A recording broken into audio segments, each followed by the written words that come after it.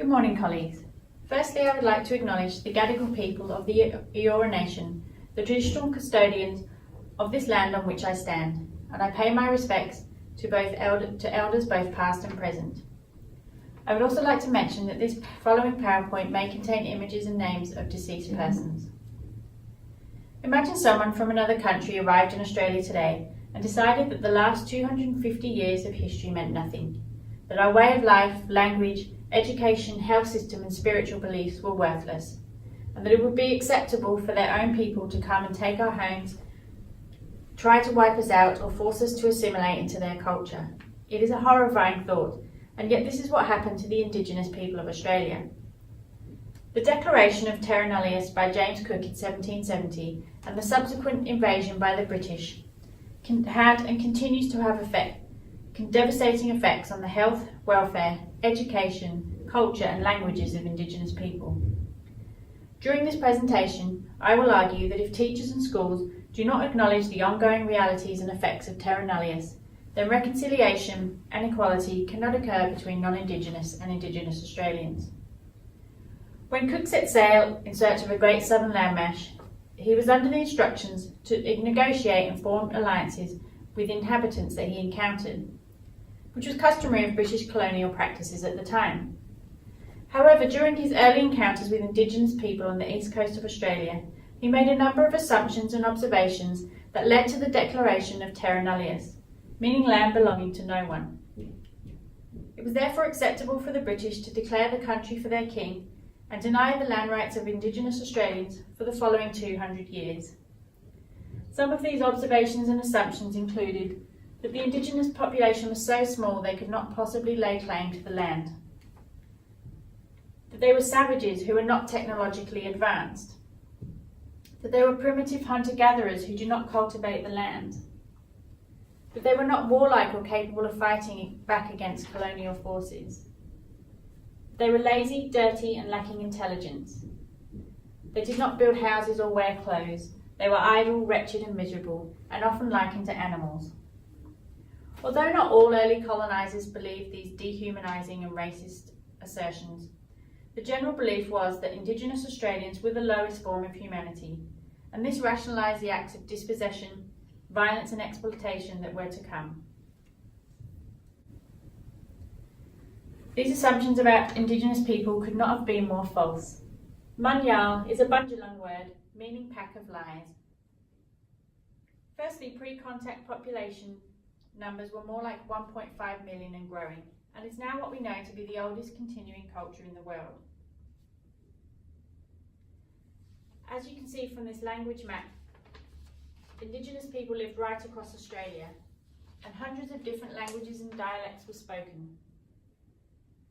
This is far from the notion of Terra Nullius. Most Europeans fail to understand that the relationship to the land and connection to country is fundamental to Indigenous persons' identity. They did not see that, contrary to being lazy, unintelligent, nomadic and without spirituality, they had developed complex laws, strong sense of kinship with family and the environment, and they used sophisticated knowledge of science, navigation, tools and art, which have been passed on orally for tens of thousands of years. They had learnt to live sustainably on the land without overhunting or trying to grow plants out of season.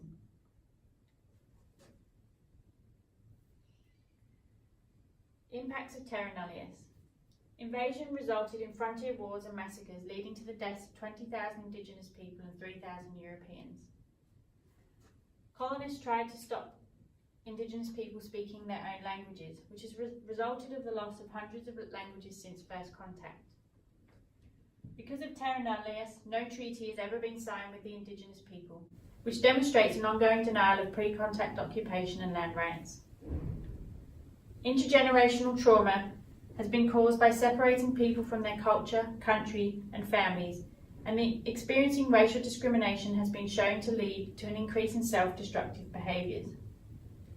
The initial sense of cultural superiority and the racist stereotypes that Europeans felt has not faded with time, as Indigenous people continue to experience discrimination through media and society.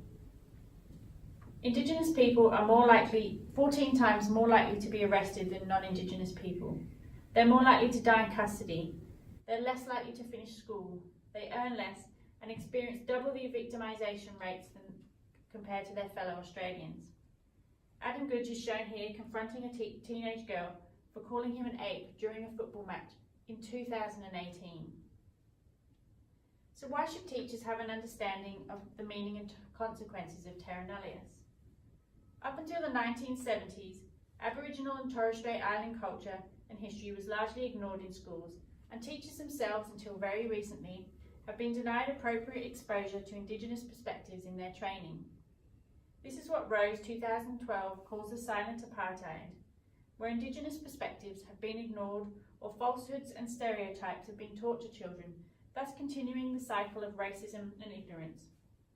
We cannot continue to deny pre-contact Indigenous history as though it is not part of our own, nor can we continue to separate European and Indigenous history as though we live parallel to each other rather than having shared experiences.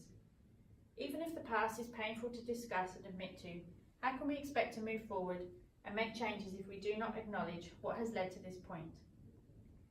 Teaching Indigenous perspectives in schools is critical for meeting the goals of the National Aboriginal and Torres Strait Islander Education Policy and the National Professional Standards for Teaching, as it is viewed as crucial in making inroads within the reconciliation process. If teachers do not understand terra nullius, we risk teaching incorrect content. Imagine being an Indigenous student being told how Captain Cook discovered Australia. It would be false, offensive, and cause confusion. So how does having knowledge about terra nullius contribute to deeper understandings about teaching and learning with Indigenous cultures? We need to learn to stand on the shore rather than the ship. We must try to engage in experiences which allow us to step into someone else's position so that we can counteract the misconceptions about first contact.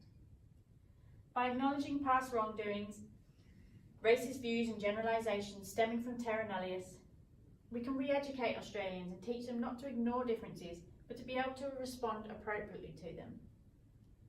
We need to incorporate Aboriginal knowledge, culture and history across all learning areas in a holistic approach, which can benefit both Indigenous and non-Indigenous students by creating a better understanding and demonstrating that this culture is valued and important in our society.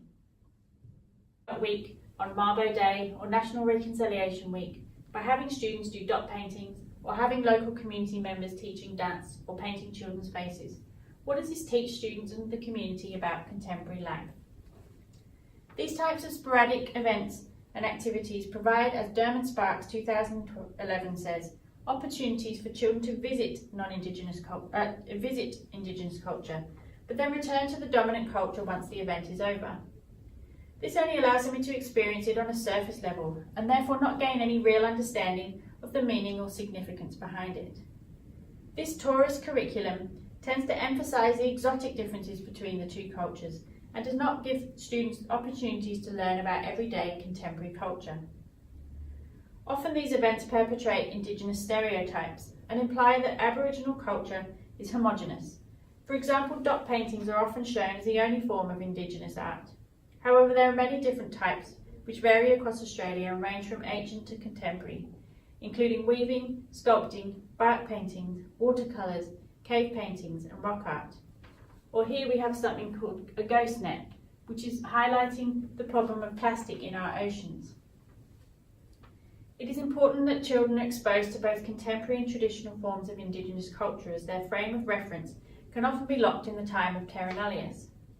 Indigenous culture is continuing and has adapted and grown. For example, hip-hop music has become a modern form of storytelling for some young Indigenous people, which continues the tradition of passing on knowledge orally, but in a way that young people can relate to. It is also important not just to limit children's exposure to Indigenous culture through art and music. Although important in Indigenous culture, not all Aboriginal and Torres Strait Islander people are artistic. Their culture is as multifaceted and varied as non-Indigenous cultures. These types of stereotypes may also alienate Indigenous students if they do not identify with that aspect of their culture.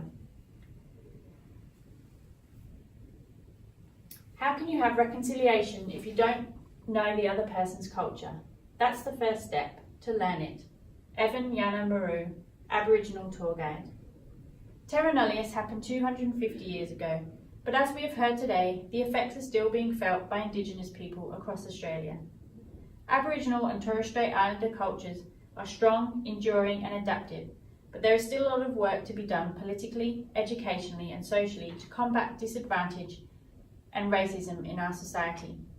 As educators, it is vital that we lead by example by ensuring we are knowledgeable about Indigenous history and culture, so that we can contest stereotypes, and that we embed Indigenous perspectives throughout our teaching so that it becomes an important part of all our lives as we share this great southern land.